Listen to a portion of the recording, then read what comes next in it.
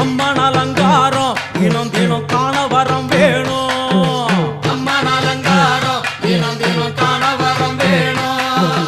அம்மன் அலங்காரம் கண்டுவிட்டா நம்ம குறை தீரும். அம்மன் அலங்காரம் கண்டுவிட்டா நம்ம குறை தீரும்.